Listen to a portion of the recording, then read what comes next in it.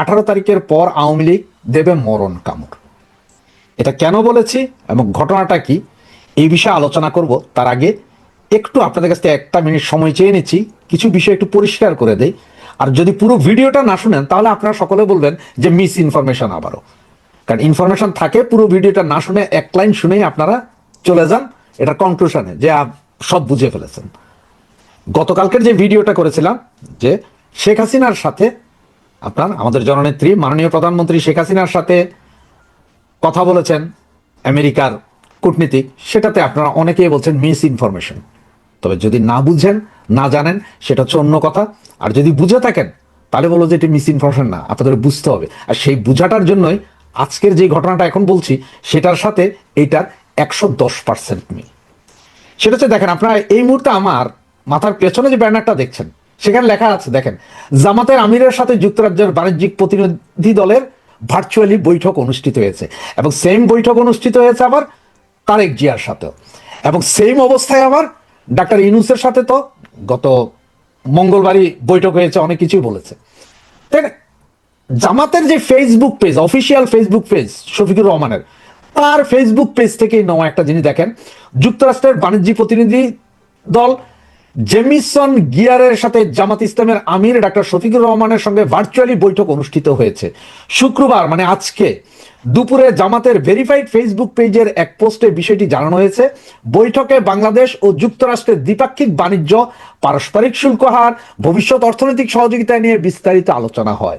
পোস্টে বলা হয়, বাংলাদেশ জামায়াত ইসলামের আমির ডাক্তার শফিকুর রহমান যুক্তরাষ্ট্রের বাণিজ্যিক প্রতিনিধি ইউএস ট্রেড রিপ্রেজেন্টেটিভ রাষ্ট্রদূত জেমিসন গিয়ারের সঙ্গে ভার্চুয়াল বৈঠকে মিলিত হন। বৈঠকে আরও উপস্থিত ছিলেন দক্ষিণ ও মধ্য এশিয়া বিষয়ক সহকারী মার্কিন বাণিজ্য প্রতিনিধি বোল্ডান লিঞ্চ, দক্ষিণ ও মধ্য এশিয়া বিষয়ক পরিচালক এমিলি এসবি এবং বাংলাদেশ জামাত ইসলামের যুক্তরাষ্ট্রের মুখপাত্র প্রফেসর ডাক্তার মোহাম্মদ নকিবুর রহমান। তো ডাক্তার মোহাম্মদ নকিবুর রহমানকে নেওয়ার কারণটা কি? কারণ হচ্ছে যে সম্ভবত, আমি 100% শিওর না, সম্ভবত হয়তো কারণ আমেরিকান ইংলিশ হয়তো আমাদের শফিকুর রহমান সাহেব খুব একটা ভালো বলতে পারেন না, বা হয়তো ভালো বুঝতে পারবেন না, হঠাৎ করে কোথায় কি বলে দেবে, এই জন্য আরেকজন ব্রিটিশ নিয়েছেন যিনি বাঙালি এবং ভাষা ইংলিশ ভাষা, বা এটা ভুল কিছু না, এটা কোনো অন্যায় করেননি এই জন্যে। এখন ওনার সাথেও কথা বলেছেন, আবার তারেক জিয়ার সাথেও কথা বলেছেন, এবং আপনার এর আগে আমরা বলেছি যে মঙ্গলবারে আমাদের উপদেষ্টাদের সাথেও কথা বলেছেন, তার আগে শেখ হাসিনার সাথেও মার্কো রুবিও কথা বলেছেন। এখন আপনারা বলতে কেন কথা বলবে, কি কথা? হ্যাঁ ভাই, এবার আসে। আপনারা সকলেই জানেন যে 12 তারিখে একটা নির্বাচনের আয়োজন করা হচ্ছে। এখন এই নির্বাচন হবে কি হবে না সেটা নিয়ে কিন্তু টেনশনে আছে আমেরিকা। আবার এই নির্বাচন হয়ে গেলে এই গভর্নমেন্ট সাস্টেন্স করতে পারতেছে কিনা, এই গভর্নমেন্ট এই নির্বাচন ধরে রাখতে পারবে কিনা সেটাও সন্দেহ আছে। যার কারণে 3 দল, আওয়ামী লীগ, বিএনপি এবং জামাতের সাথে এই কথাগুলো। আওয়ামী লীগকে ওদের সবচেয়ে বড় ভয় যে নির্বাচন হয়ে যাওয়ার পরে এবার ক্ষমতায় বিএনপি আসুক আর জামাত আসুক, আওয়ামী লীগের ঠেলার সাথে বাঁচবে না, আওয়ামী লীগের ধোলাইয়ের কাছে দাঁড়াইতে পারবে না। সুতরাং গভর্নমেন্ট ঠিক থাকবে না, হরতাল মিছিল অবরোধ এগুলো দিতেই থাকবে আওয়ামী লীগ। সুতরাং ওরা যেসব ব্যবসা বাণিজ্যের চুক্তি ইন্টিমের সাথে 17 মাসে যা যা নেওয়া সত্য নিছে, কিন্তু এগুলো কি আসলে রাখতে পারবে কিনা? কারণ দেশের সরকার যদি স্টেবল না হয়, ওরা যে বিনিয়োগ করবে ওদের বিনিয়োগ তো ক্ষতিগ্রস্ত হবে, তখন কি হবে? এইসব কারণে তারা এখন আলোচনায়। কিন্তু আলোচনায় এই যে জামাতের সাথে বা বিএনপির সাথে যতই আলোচনা হবে, আলোচনার মূল কেন্দ্রবিন্দু যে আওয়ামী লীগকে বাংলাদেশের রাজনীতি করার স্পেস ছেড়ে দিতে হবে, নির্বাচনে সকলকে নিয়ে নির্বাচন করতে হবে, আওয়ামী লীগকে বাইরে রেখে কোনো নির্বাচন করা যাবে না। এটা হচ্ছে মূল। কারণ আমেরিকাও ভালো করে জানে আওয়ামী লীগকে বাইরে রেখে নির্বাচন করে আপনারা 6 মাসও ক্ষমতা ধরে রাখতে পারবেন না। তো ওরা যে এই যে বন্দর নিল, পোর্ট নিল, রাস্তা নিল, ঘাট নিল, জায়গা নিল, জমি নিল, সেন্ট মার্টিন নিল, এগুলা কই যাবে? আর শেখ হাসিনার দোষ কি ছিল? শেখ হাসিনার দোষ ছিল একটাই, সেটা হচ্ছে যে উনি সেন্ট মার্টিন দিতে রাজি হন নাই, উনি বন্দর দিতে রাজি হন নাই, উনি কিনছিলেন গরিবের জন্য চাউল, উনি দিছিলেন গরিবরে বৃদ্ধ ভাতা, বয়স্ক ভাতা, পঙ্গু ভাতা, গর্ভবতী ভাতা, মহিলাদের জন্য ভাতা, এসব ভাতা চালু করছে, মানে ভাত কাপড়ের ব্যবস্থা করছিলেন, যে কারণে এই সরকারের পতন ঘটাইছিল এই আমেরিকা। 2024-এর আগে কিন্তু আমেরিকা একবার ক করছিল, আপনাদের নিশ্চয় সবাই খেয়াল আছে। ওই সময় কি ছিল জানেন? ওই সময় আওয়ামী লীগ সরকারকে বলা হয়েছিল যে আওয়ামী লীগ সরকার এই যে সাগরের ভেতরে যে 12টা জোন, যেখানে গ্যাস তেল গ্যাস উত্তোলনের যে কাজ, মানে এখানে তেল গ্যাস কি পরিমাণ আছে, উত্তোলন পেলে উত্তোলন কারা করবে, এগুলো নিয়ে একটা আলোচনা ছিল। আমেরিকার খুব ইচ্ছা ছিল যেগুলো সবগুলোর কাজই তারা দায়িত্বে পাবে। আওয়ামী লীগ সরকারও ইলেকশন আছে, সুতরাং ওই সময় কিছুই বলে নাই। যেই না ইলেকশনটা শেষ হলো, আওয়ামী লীগ সরকার 3 মাসের ভেতরে আন্তর্জাতিক দরপত্র দিল। তার মানে আন্তর্জাতিক দরপত্র যে যারা আছে সকলে আসেন, আমি এক দেশ শুধুমাত্র আমেরিকারে দিব না। কারণ আওয়ামী লীগ সরকার ভালো করেই জানতো এইসব অঞ্চলে দিলেই সেন্ট মার্টিন হারাবে। আর এটাই আমেরিকান গভর্নমেন্টের উপরে লেগে গেছিল বিশাল আতঙ্ক, যে কিরে আন্তর্জাতিক দরপত্র দিলে অন্যান্য ইয়েরা যদি আসে, এই যে আপনার অন্যান্য দেশ যদি আসে, এই দরপত্রে তো ওরা টিকবে না, তাহলে তো ওদের সবকিছু হবে না। কারণ ওরা যদি পুরো ব্লকটা যদি ওরা পায়, তাহলে ওইখানে ওদের বিভিন্ন জাহাজ, দরকার সাবমেরিন এনে রাখবো, দরকার ওই যে 7 ফ্লিট এনে রেখে দিব, কারো কিছু করার নেই, আমরা তো তেল গ্যাস উত্তোলন করছি, দেখছি, খনন কাজ করছি। সুতরাং তখন আওয়ামী লীগ সরকারকে ফেলে দেওয়া ছাড়া তাদের কাছে আর কোনো উপায় ছিল না।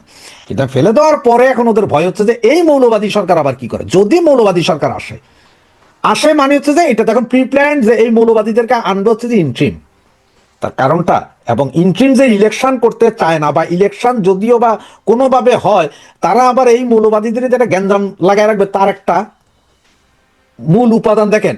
গতকালকে কি করলো একজন উপদেষ্টা, তিনি আবার আমাদের জাতীয় নিরাপত্তা উপদেষ্টা, ওনাকে নিয়ে বিমানের ডাইরেক্টর করাইলো। ভাই, একজন উপদেষ্টা মানে মন্ত্রী, ডিরেক্টর হয় আমরা শুনছি কখনো এমপি, বা এমপিও না, এরকম লোকজন ডিরেক্টর হইতে পারে। একজন মন্ত্রী পদমর্যাদার উপদেষ্টা, উনি কেন বিমানের ডিরেক্টর হবেন? আবার নির্বাচন কমিশনের সচিবকে কেন চেঞ্জ করে বিমানে দিতে হবে? নির্বাচন কমিশনের সচিব হঠাৎ করে 1 মাস নেই নির্বাচন, তার আগে সচিব চেঞ্জ, তো নতুন সচিব এসে বুঝবো কি? আপনি যখন নতুন বিয়ে করলো, ওই মাইয়ার চরিত্র বুঝতে, ওই মাইয়া কি চায় কি না চায় এটি বুঝতে যেমন সমস্যা হয়, মেয়েরাও সেম, যে একটা ছেলেরা হঠাৎ করে বিয়ে করে আপনারা যখন বুঝেন না, বুঝতে পারেন না যে এর কি পছন্দ না পছন্দ, ওই না কি জানা, ছেলেরা বুঝে না মেয়েদের কি পছন্দ না পছন্দ। সেম কাহিনী হচ্ছে যে এই নির্বাচন কমিশনের সচিব হঠাৎ করে চেঞ্জ করে 1 মাসে, তো ওই বেটা এসে বুঝবে কি? ও তো কিছু বুঝবে না। আবার ওই সচিব, নির্বাচনের সাবেক সচিবকে নিয়ে গেছেন কোথায় আপনারা? বিমানে। আবার জাতীয় নিরাপত্তা উপদেষ্টাকে বিমানের, বাংলাদেশ বিমানের ডিরেক্টর করেছেন কেন ভাই? উনি তো মন্ত্রীর, উনি তো একজন ডিরেক্টর চেয়ে অতি উচ্চ পদে। তাহলে এইসবগুলো তো, এগুলো সব করা হচ্ছে যে আসলে যে 12 তারিখ ইলেকশন হবে তার একটা নমুনা। এবং 1/11 সময় আমাদের কাছে নজির আছে, 10 দিন আগে টোটাল নির্বাচনও বাতিল হয়েছে, উপদেষ্টা পরিষদও বাতিল হয়েছে। এখন আমেরিকা কেন তাইলে ফোন দিচ্ছে? আমেরিকা ফোন দিচ্ছে সকলকে, যে সবার সাথে কথা বলতেছে, ভাই দেখেন এর ভিতরে এখন আওয়ামী লীগ, ওই যে ব্যানারে দেখলেন যে 18 তারিখের পরে আসছে মরণ কামড়। ভাই এটা আমি বলতেছি না মরণ কামড়, আমি কোত্থেকে বলবো? আমি ক্ষুদ্র ছোট মানুষ, আমি তো আওয়ামী লীগের নেতা না, বা আওয়ামী লীগের কোনো নেতাও বলে না যে আপনার 18 তারিখের পরে বিশাল মরণ কামড় দিবে, আন্দোলন হবে। এটা বলছে কারা ভাই? গোয়েন্দা সংস্থা, বাংলাদেশের গোয়েন্দা সংস্থা বলছে ভাই বিশাল আন্দোলন হবে। এখন বিশাল আন্দোলন হবে, তাইলে 12 তারিখে নির্বাচনের আগে হয়তো এই বিভিন্ন কেন্দ্র, ভোট কেন্দ্রগুলো জ্বালাও পোড়া হইতে পারে। ভাই এটা আমি বলছি না, জ্বালাও পোড়াও হইতে পারে, মানে জ্বালাইয়া পোড়াইয়া দিতে পারে। এটাও কারা বলছে? গোয়েন্দা সংস্থা। তো এখানে তো আওয়ামী লীগ কি ভাই জ্বালাও পোড়াও করে? কখনো করে না, ঠিক না? 96 সালের ওই যে ইলেকশন মনে আছে, বিএনপি আওয়ামী লীগ করছিল, পাবলিক করছে ভাই। পাবলিক যদি আন্দোলন করে, পাবলিক যদি জুতা পিটা করে এই ছাত্রদেরকে, পাবলিক যদি বিভিন্ন ভোট কেন্দ্র জ্বালাইয়া দেয়, পাবলিক যদি বিভিন্ন নেতাদের ধৈরা দিগম্বর করে ধোলাই করে, এটা আমার কি করার আছে ভাই? আওয়ামী লীগের কি করার আছে? সুতরাং এই যে মরণ কামড়, ওরা বলতেছে যে আওয়ামী লীগ মরণ কামড় দিবে। এখন আওয়ামী লীগ দিবে নাকি জনসাধারণ? আসলে জনসাধারণ বলতে ওরা ভয় পায়, কারণ জনসাধারণের 90% এখন আওয়ামী লীগ। যেই বেটা এর আগে আওয়ামী লীগ করতো না, সেও কাজ এখন আওয়ামী লীগ ভালো। যেসব মহিলাগুলো আগে বলতো না, আগে বলতো যে আওয়ামী লীগ খারাপ, তারাও এখন কাজে আওয়ামী লীগ ভালো। মহিলাদের এখন সমস্যা হয়েছে না? এই যে হাইকোর্ট রায় দিয়ে দিল ভাই, দুই বিয়া, মানে প্রথম বউয়ের অনুমতি লাগবে না দ্বিতীয় বিয়ে করতে, আবার তৃতীয় বিয়ে করলে দ্বিতীয়টা তো প্রথম হয়ে যায়, সেটারও অনুমতি লাগবে না। তো মহিলারা এখন চিন্তা করতে, আয় হায় আগে পাইতাম না, আগে যাও একটা ভাতার পাইতাম, এখন তো দেখি লাঙ্গের আশা করে ভাতারও গায়েব। মহিলারাও এখন বিরোধী।